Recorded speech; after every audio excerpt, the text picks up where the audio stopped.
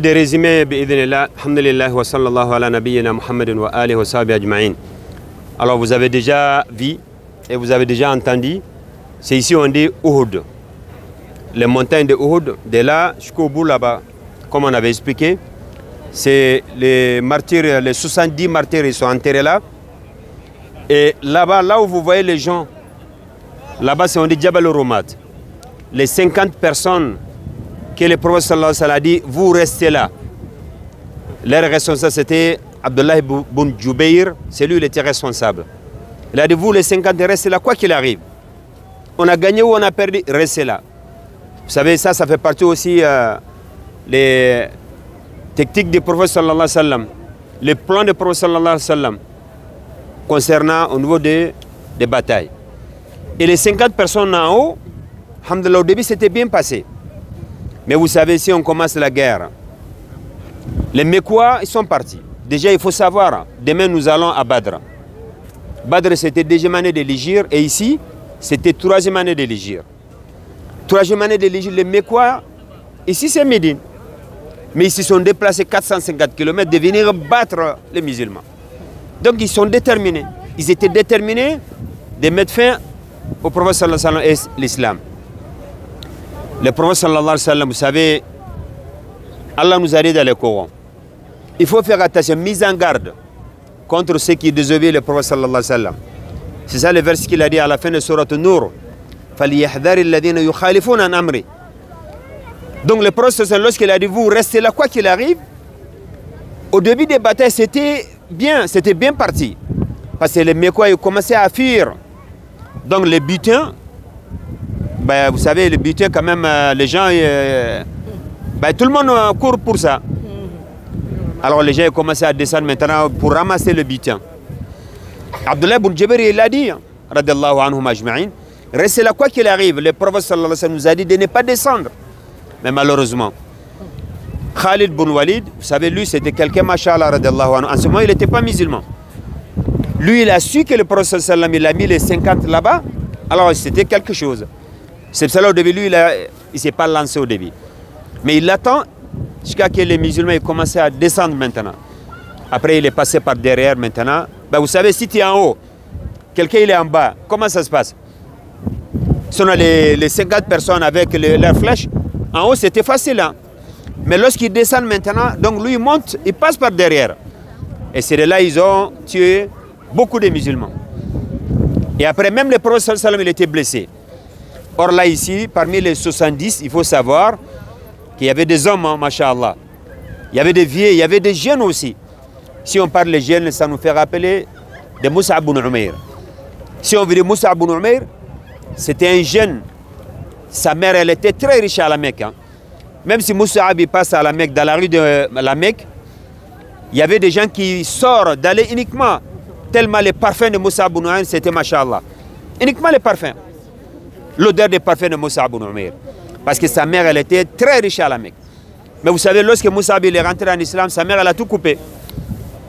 Elle a dit, ben, si tu rentres en islam, c'est fini. Et Moussa il a préféré ça que de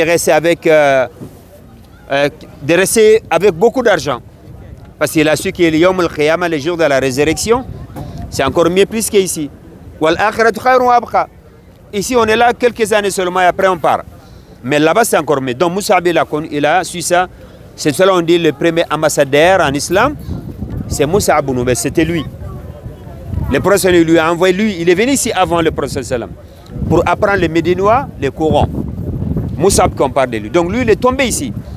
Quand il est décédé, mort martyr ici, il n'y a même pas eu de linceul pour le couvrir. Al-Kafan, il n'y avait pas assez. Si on met au niveau de la tête, le pied il sort. Si on met le pied, la tête il sort. Or, si tu regardes à la Mecque, il était parmi les plus riches à la Mecque, sa mère. Mais lui, il a préféré d'abandonner tout ça, de venir ici. À la fin, le prophète lui a dit de laisser au niveau de la tête, avec les feuilles d'arbre, ils ont mis ça au niveau des pieds. Et parmi les compagnons qui sont tombés ici, il y avait Hanzala. Hanzala, lui aussi, c'était quelqu'un, c'est la nuit même qu'il est rentré avec sa femme, c'est-à-dire, il a fait le mariage, la nuit même. Il n'a même pas eu de temps de se laver de Janaba. Il y a eu l'appel pour djihad. Les Mekwa, ils sont venus pour attaquer le musulman. Hanzala, il est parti directement. C'est les anges, ils ont lavé Hanzala radiallahu anhu ici. Et parmi aussi, il y avait le père d'Abdullah, Jabir ibn Abdullah. Donc son père, lui, il est tombé ici. Lui avec son fils, donc là, chacun dit, le père il dit non, non, c'est moi je pars. Le fils il dit non, non. Il n'y avait que les femmes après. Mais le tirage sort, donc là, ça tombait sur son père. Donc lui, il est venu, Jabir. Abdullah, lui, il est venu. Et puis il est tombé ici. Si on regarde parmi les 70 aussi, il y avait les tontons de Prophète sallallahu alayhi wa sallam. Hamza ibn Abdul Talib. Hamza ibn Abdul Muttalib. Et là, si on regarde quand même, c'est Masha'Allah. Lui, c'était quelqu'un, alhamdulillah. Parce que parmi la famille de Prophète sallallahu alayhi wa sallam, il y avait 2 musulmans parmi les tontons et il y avait 2 autres aussi, ils n'étaient pas musulmans. Quand je dis les personnes qui sont vécues, ils ont vécu l'époque de Prophète sallallahu alayhi wa sallam, ils étaient 4. Il y en a, ils sont décédés avant. Donc parmi les 2, il y avait Hamza. Et Hamza, lui, il est tombé ici. Comme vous connaissez l'histoire. Donc c'est là on a montré aussi qu'on dit là c'est Hamza, Allah alam. Mais comme j'ai dit, je répète encore, les 70, ils sont enterrés ici. Alors maintenant, de vous dire, mais pourquoi ils sont tombés ou pourquoi déjà c'était passé comme ça? Une seule chose, il ne faut pas oublier. Les désobéissances au niveau d'Allah ainsi que son messager, ça ramène c'est des épreuves. Ça ramène des problèmes derrière. Allah nous demande de s'arrêter là, il faut s'arrêter. Mais souvent, Allah nous dit de s'arrêter là, nous, on souhaite faire comme on veut. Alors il peut y avoir d'autres choses aussi. Ça, c'était les compagnons. Moi, je dirais Allah a fait ça pour les leçons pour nous. Selon les compagnons, les seigneurs subhanahu wa ta'ala pouvaient protéger ses compagnons, les compagnons de Prophète sallallahu alayhi wa sallam. Et son messager aussi, alayhi salatu wa salam. Or, lui, il est blessé ici, le Prophète sallallahu alayhi wa sallam. Il avait des casques aussi. On arrive à avoir des casques en ferraille pour protéger. Donc là, il y avait des dents quand même qui est cassé ici, les procès. Donc c'est pour cela il y a un endroit un peu derrière. C'est là-bas, il est parti de diriger la prière avec le musulman. Il a lavé ses visages, c'est là-bas. Comme j'ai dit, l'endroit c'est petit, les carrés rentrent pas. Si on essaie de marcher aussi, donc là c'est un peu compliqué. Mais en arrivant là, on dit Alhamdulillah. Et au début aussi, ils n'étaient pas là. Ils étaient derrière là-bas.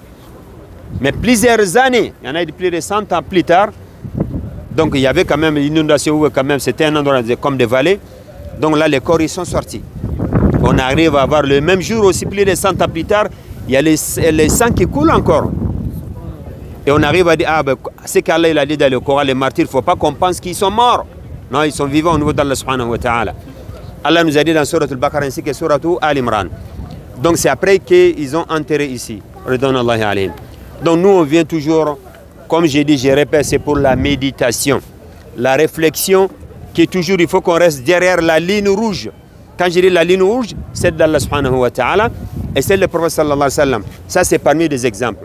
Mais demain, Inch'Allah, si on part à Badr, vous verrez aussi comment s'était passé Badr. Mais ici, vraiment, les Mekwa, ils sont venus déterminés pour mettre fin à l'islam. Selon la 450 km Médine, c'est ici. Donc on arrive à voir que le prophète sallam n'est pas parti combattre aussi. Donc il se défend, c'est tout à fait normal. Mais alhamdulillah, c'était mal terminé. Mais Allah, il a dit dans Surat Al-Imran, Allah, il a fait ça pour distinguer les croyants et les hypocrites. Parce qu'il y avait des hypocrites et ils se sont retournés. Parce qu'ils n'ont pas voulu combattre avec les autres. Donc on arrive à voir le vrai et le faux. Donc pour ça, alhamdulillah, nous on va s'arrêter là. Chacun on retourne, on met tout ça dans nos têtes. Ne serait-ce une sunna surrogatoire, il ne faut pas qu'on minimise. Tu laisses quelque chose, ça peut avoir, il peut y avoir un impact aussi derrière. Et souvent toi tu cherches, tu ne peux pas trouver. Alors, mais le minimum que tu négliges, alors ça ramène des problèmes derrière aussi. On essaie de prendre l'essentiel et après le sunna il vient derrière. Mais il ne faut pas qu'on minimise ni les sunna ni les autres aussi. On fait ce qu'on peut dans nos capacités. Après le reste, on laisse Allah subhanahu wa ta'ala. Voilà, c'est ça. Si vous avez des questions, Inch'Allah, on a montré les montagnes, on a dit, si on fait salatul janaza, vous avez constaté depuis qu'on est arrivé après la prière, salatu ala al-mayyiti wa ala al-amwat. Donc chaque prière, tu as la récompense de Uhud ici. Qui connaît le poids de Uhud ici? Chaque prière, tu as la récompense de Uhud. Imagine, tu fais combien de prières? Donc on demande qu'Allah nous donne une meilleure récompense, surtout qu'il pardonne nos péchés. Et nos soucis, les soucis qu'on a aussi, Allah subhanahu wa ta'ala qui nous enlève le souci. Il y a des malades parmi nous aussi, qu'Allah donne la guérison. Et هذا وصلى الله على نبينا محمد وآله وصحبه أجمعين والحمد لله رب العالمين.